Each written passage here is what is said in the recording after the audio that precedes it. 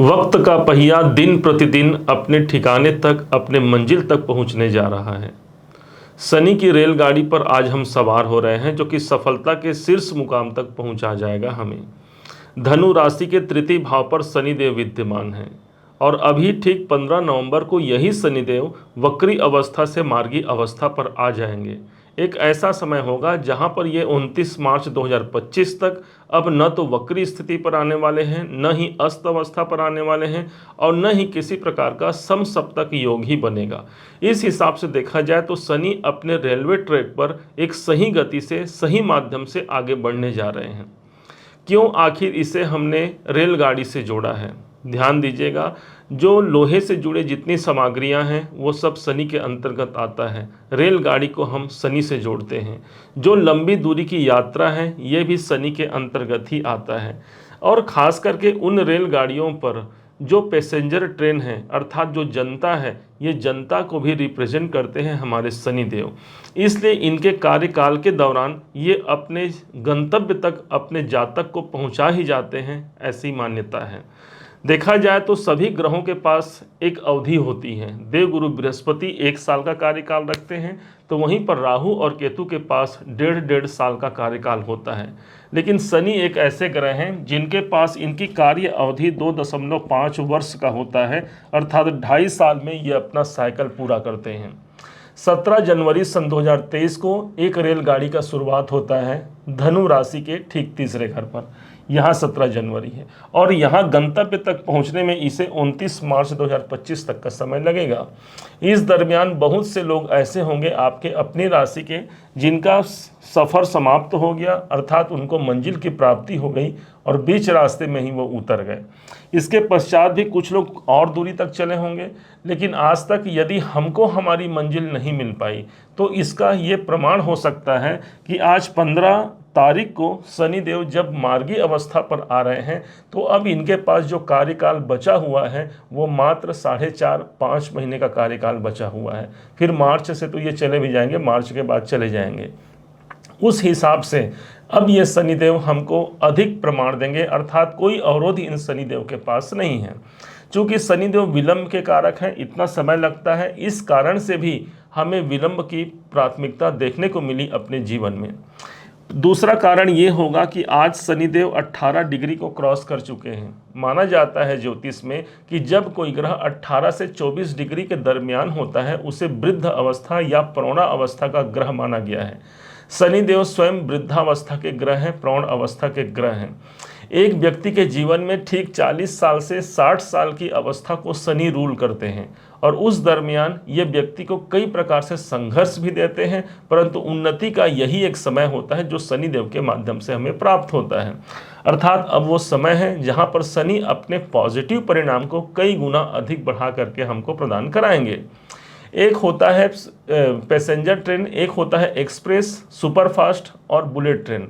इनमें से शनिदेव मात्र और मात्र एक पैसेंजर ट्रेन है, क्योंकि जनता को रिप्रेजेंट करते हैं, सभी को लेकर के चलते हैं। ये वो ग्रह नहीं है जो रातों रात आपको करोड़पति अरबपति बना करके छोड़ जाएंगे।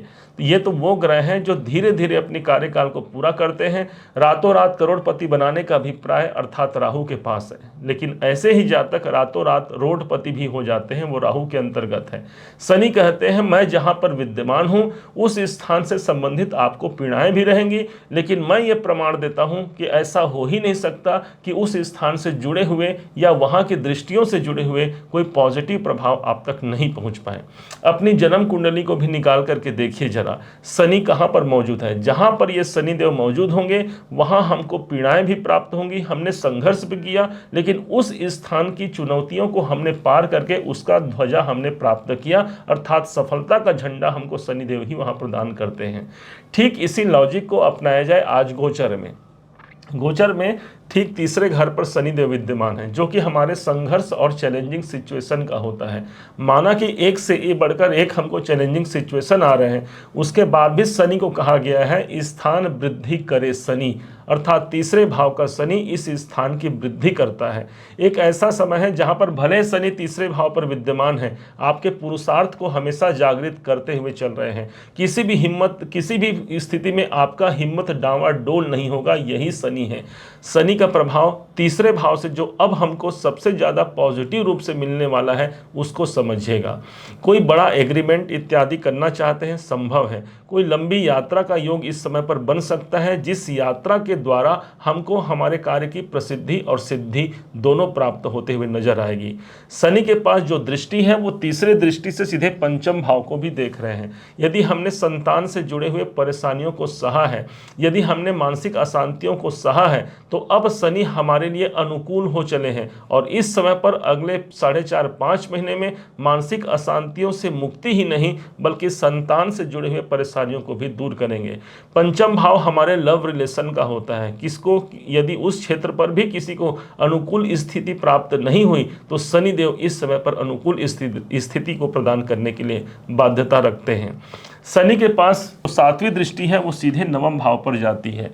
भले तीसरे घर के शनिदेव हमको संघर्ष प्रदान कर रहे हैं, लेकिन इनकी सबसे अच्छी खूबसूरती यही होगी शनिदेव की कि भाग्य भाव को देख रहे हैं। उन सभी इंसानों को देखिए जो महान शीर्ष पदों पर आसीन हैं। उन्होंने अपने संघर्ष को जिया है, अपने तकलीफों को सहा है, पीड़ाओं को बर्दाश्त किया है और तब जाकर के उनके भाग्य आज प्रखरता की ऊंचाई पर है। ठीक इसी प्रकार से शनिदेव भाग्य भाव को देख रहे हैं। अभी भी वक्त है जो हमारे भाग्य को शीर्ष ऊंचाई तक पहुंचा जाए। बहुत 2 साल हो गए इस शनिदेव को इस स्थान पर, तीसरे स्थान पर धनु राशि के चल रहे होते हुए। बहुत से लोगों ने अपने भाग्य का साथ देखा है, भले 100% हमें प्राप्त न हुआ हो, लेकिन अभी चूंकि शनिदेव एक मेहरबान स्थिति पर है, वह 100% का भाग्य आपका सपोर्ट करता है। कहीं से हमें कोई कार्य बनने की संभावना इस समय पर दिखती है, पिताजी से जुड़े हुए कोई लाभ वहां से मिल सकते हैं, अपने उच्चाधिकारियों का इस समय पर सपोर्ट मिल सकता है, गुरु संत जनों का हमको आशीर्वाद मिलना, ये सब नवम भाव के पॉजिटिविटी हैं जो हमको शनि के द्वारा सबसे ज्यादा मजबूती से देखने को मिलेंगे। अब यही शनि तीसरे घर से ही इनकी जो 10वीं दृष्टि है वो सीधे 12वें घर को दिखा रही है। अब 12वां घर, यदि हम पहले से खर्चे से परेशान हैं, खर्चे क्योंकि 12वां घर खर्चे का है, हम हानि से परेशान हैं, हमने अपना काम तो किया था लाभ प्राप्ति के लिए, लेकिन यदि हमने किसी कारण से हानियों को भी प्राप्त किया है, लाभ के रूप में वो परिणित हो सकता है। जो लोग मेडिटेशन कर रहे हैं, ध्यान कर रहे हैं, उनका जुड़ना स्वाभाविक है क्योंकि शनि तीसरे घर से इनकी 10वीं दृष्टि है, अर्थात काल पुरुष की कुंडली में जो 10म स्थान होता है उस स्थान को शनि रूल करते हैं और इस हिसाब से मेडिटेशन ध्यान से भी कई धनु राशि धनु लग्न के भाई बहन जुड़े होंगे। उनको इस समय पर अपने ध्यान, अपने आराधनाओं की शक्ति मिलती है, अर्थात ईश्वर प्राप्ति के लिए यह समय भी अनुकूल रहेगा। 12वां घर चूंकि विदेशों का है, आपका कोई कनेक्शन है विदेश में, या फिर आप वहां काम करते हैं या फिर वहां अपने कैरियर को आजमाना चाहते हैं, शनिदेव अभी सबसे ज्यादा प्रभावपूर्ण स्थिति पर रहेंगे चूंकि अब ये मार्गी स्थिति पर मौजूद हो गए हैं। यदि किसी कारण से अपने कारण या अपने पारिवारिक जनों के कारण हम चिकित्सालय संबंधी खर्चों से परेशान हैं या स्वास्थ्य में न्यूनता लगी हुई है, तो शनिदेव 12वें घर पर अब अपना शुभ प्रभाव देंगे, जिसके माध्यम से वो जो हम शिकार हुए थे अपने स्वास्थ्य के प्रति या स्वास्थ्य के अच्छाई को लेकर के हम जो चाह रहे हैं वो सब कुछ शनिदेव यहाँ पर प्रदान करते हैं। ये इनका सबसे महत्वपूर्ण प्रभाव होगा। ब्रह्म वैवर्त पुराण में भगवान श्री कृष्ण ने कहा है कि ग्रहों में मैं शनि हूं, और देख लीजिए शनिदेव को कर्म के कारक हैं और दूसरा कर्म योगी भगवान श्री कृष्ण के अलावा कोई और नहीं। अर्थात शनिदेव हमको पीड़ाएं प्रदान करेंगे, हमको विलंब प्रदान करेंगे क्योंकि वो विलंब के कारक हैं। 2.5 साल का कार्यकाल है, लेकिन ऐसा हो ही नहीं सकता कि शनि अपने प्रभाव से आपको सुख सुविधा और संपन्नताओं की प्राप्ति न कराए। इस हिसाब से शनिदेव का प्रभाव अनुकूल है। लग जाइए अपने कार्य पर, लग जाइए अपने सफलता के शीर्ष मुकाम को प्राप्त करने के लिए। इससे बेहतर समय नहीं आएगा क्योंकि सन 2025 का जब आगमन होगा तब यही शनि तो सेम स्थान पर ही रहेंगे, न ही शनि आगे बढ़ेंगे न पीछे। हाँ, अप्रैल 2025 में ही शनि का जो प्रभाव आएगा उस समय पर भी आपके जीवन में आपको अढ़ैया का प्रभाव चालू हो जाएगा। इसलिए अभी यह समय है शनि के लाभ को लेने का, शनि की कृपाओं को लेने का, और यही शनि आपको शून्य से शिखर तक की यात्रा को कंप्लीट भी करा जाते हैं। उम्मीद है आप सबने इसे जाना है, आप सबने इसे समझा है। यदि आपने इसे जाना है, समझा है, मेरे समझाने का प्रयास यदि आपको सार्थक लगा हो, मेरे समझाने का तरीका यदि आपको सार्थक लगा हो, तो हर बार की भांति इस बार भी अपना प्यार भरा लाइक और कमेंट करना कभी मत भूलिएगा। और हाँ, यदि अभी तक आपने चैनल को सब्सक्राइब नहीं किया है, सब्सक्राइब जरूर कीजिएगा। पुनः एक बार फिर आप सभी का दिवस बहुत मंगलमय हो, इन्हीं शुभकामनाओं के साथ। जय श्री राम।